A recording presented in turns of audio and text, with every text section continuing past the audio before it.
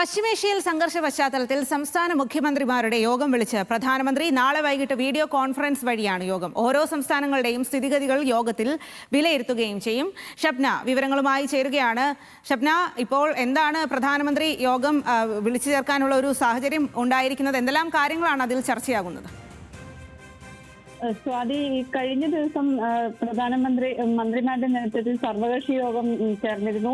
ഈ സർവകക്ഷി യോഗത്തിൽ അസംസ്കൃത എണ്ണ, LPG, മറ്റ് അവശ്യ വസ്തുക്കൾ എന്നിവയുടെ മതിയായ ലഭ്യത ഉറപ്പാക്കിയിട്ടുണ്ട് എന്ന ഉറപ്പ് കേന്ദ്രം നൽകുകയും ചെയ്തിരുന്നു.